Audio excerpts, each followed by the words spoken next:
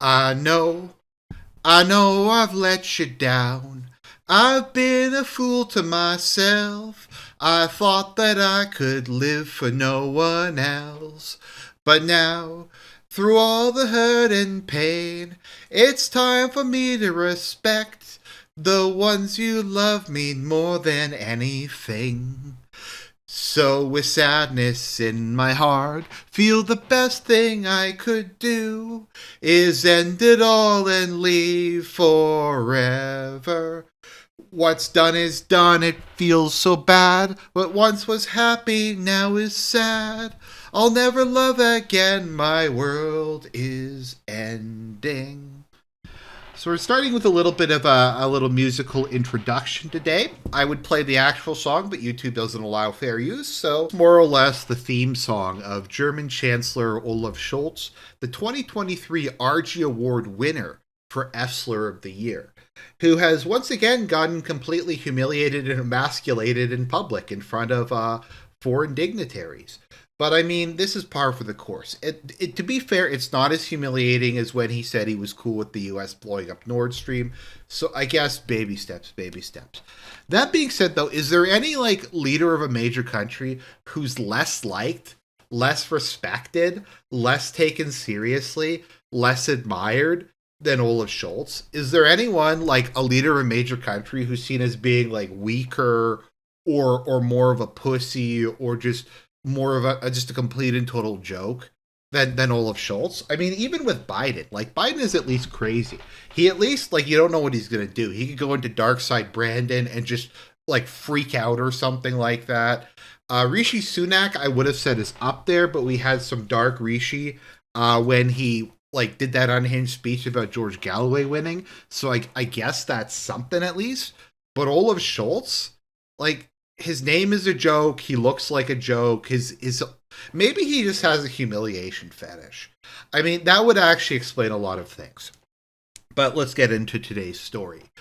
So Olaf Scholz is going to China. Now, a bunch of Western leaders have been going to China because they've been telling China that you have to stop trading with Russia. It's just like, look, part of the rules-based international world order is we get to tell you who you can and cannot have economic relations with. And when America did that, China basically just told them to fuck off. So that failed. And now we're going to send in the big guns. We're going to send in Olaf Scholz. And he landed in Chongqing, which I believe is the largest city in the world now. Now, it's often kind of depends upon how you define largest city. Like, are we talking metropolitan? Are we talking like area or whatever, but I think it is the largest city in the world with a population of over 30 million people. So, Olaf Scholz is like a big dude. He's the head of Germany. It's not like he's the head of Equatorial Guinea or Honduras or Botswana, or Eritrea, or just some random tiny country like Nauru. No, this is the head of Germany. This is, depending on which numbers you use, the third or fourth largest economy in the world. So Schultz comes there. He has the brain trust. We have Siemens, BMW, Mercedes executives, major government ministers. And who do the Chinese send to meet him? They send the deputy mayor of Chongqing. They don't even send the actual mayor. They send the fucking deputy mayor.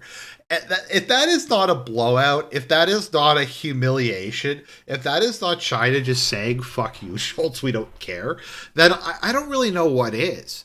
Now, I've been trying to look this up because this has happened a couple of times. I don't know if anyone remembers this, but Secretary of State Anthony Blinken, and I made fun of this when it happened, was greeted by the deputy governor of Ankara when he landed there.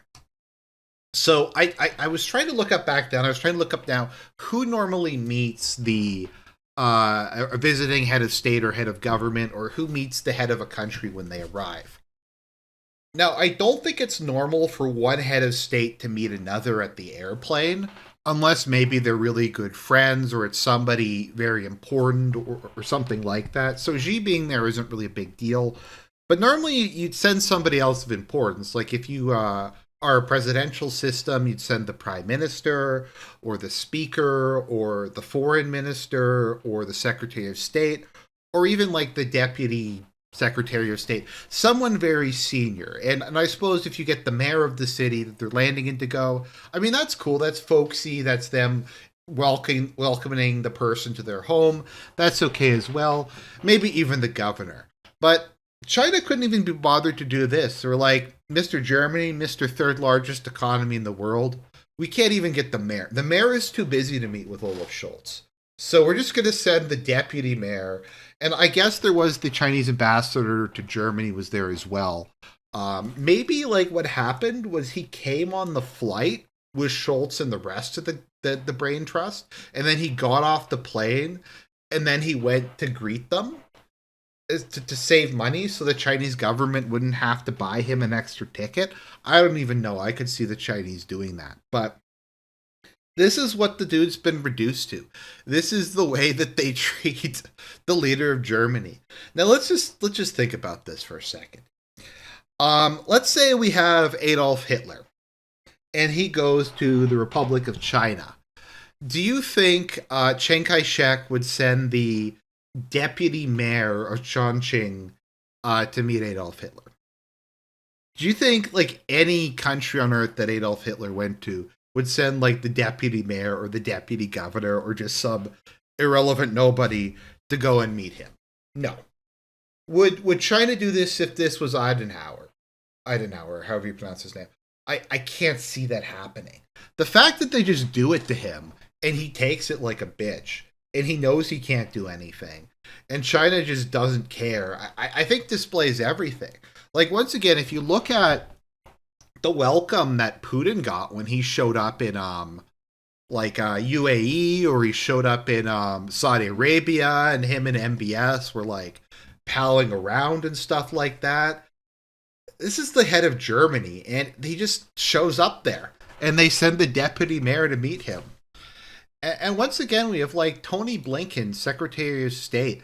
Do you think like if Henry Kissinger in the whenever he was Secretary of State went to Turkey, he would be met by the deputy governor of Ankara? I don't think so. I mean, once again, look at this. There's basically like nobody even there. It's just a couple random dudes they found on the street that they sent to meet the Secretary of State of the most powerful country on earth. That's how little like unseriously they take these people. And the fact that they just get away with it, I think shows just how phenomenally weak these people are. Like, the optics of this are really bad. And you can say China are being dicks and that they're disrespectful and that this is passive aggressive. And all of that's true, but we know China's like that. The point of it is that China like has such open contempt for Scholz, has such open contempt for the EU, for NATO, for Europe, that they don't even bother to like pretend to take them seriously. They just completely just mock them and make fun of them and laugh at them. But this is just kind of par the course now. Like, I think people have to just maybe let's just sit back and just take a look at this again. So NATO was one of the two major sides of the Cold War. They were as big and powerful as the Warsaw Pact is. They spanned all the North Atlantic. They had allies in Asia. They had multiple nuclear powers. They had big fleets, all that kind of stuff. They were ready for a total war with the Soviet Union. And now they're just a joke. Now they can't even give Ukraine enough shells to fight the war for more than a year. Now they've been reduced to going to the international arms market and trying to buy shells from shady people in Sudan. Like, this is what they've been reduced to. That was like the big, like, 340 chess plan that Pavel came up with. We're going to go and buy a bunch of shells on the international arms market with money we stole from Russia or something like that. And that's what they've been reduced to. And that's how seriously that they're taken. Like, it's just watching all of the like struggle to try to get the $61 billion, and we know the $61 billion isn't going to do anything, and Biden just being Bibi's bitch, and Olaf being everybody's bitch, and just how phenomenally weak and inept and incompetent these people are. None of these people commend any kind of respect. Nobody likes them. Nobody even respects them. Like, you could say what you want about someone like Saddam Hussein, but that guy was a scary dude. I wouldn't want to mess with Saddam Hussein. I'd much rather mess with Olaf Scholz than mess with Saddam Hussein, even if one is the leader of Iraq and the other is the leader of Germany. Just think about that for a minute. But, like, once again, I use this metaphor a lot. It does very much feel like these are kids who are trying to like sit at the adult table. Like once again, and I'll bring this up, and I'm sorry if this sounds like I'm just fawning over Putin, but if you look at like one of Putin's speeches, like his State of the Union, he spoke for 2 hours with like a massive number of facts and figures. He looked at his notes, but he was able to speak clearly and go through basically every aspect of Russia. During the Tucker Carlson interview, even if you thought it was kind of cringy, he was able to go through all this stuff with very few pauses, without notes, for like an hour and a half. And Biden can't even like doesn't even know what year it is. He's like talking to people who have been dead for decades. And then we got Olaf Scholz, who is okay with his country's energy sector being blown up. And like the latest bitch thing he's been doing is he's been saying that Russia cut off the gasoline to Germany. So, like, as you guys know, they shut off the gas from Russia because they're blockading Russia. But he's like, no, Russia's the one who turned it off. We wanted to keep buying the gas, but Russia wouldn't let us continue to buy the gas. And that is basically what Scholz is. He is a bitch. All of these people are. Macron's a joke. Rishi Sunak's a joke. Like, they're all just children. They're all just like little kids who somehow became the leaders of major countries. And don't get me wrong, Trump is a child too in a lot of ways. But Trump, at least, what he has going for him is he's actually intimidating. Because you don't know what the fuck he's going to do. He could do something just completely off the wall, or he could do something completely, like, rational. You don't know, and there's something to be said for being scary and for having that, what did Macron call it, strategic ambiguity. But no, Olaf Scholz gets humiliated again. It's just his life. This is my life.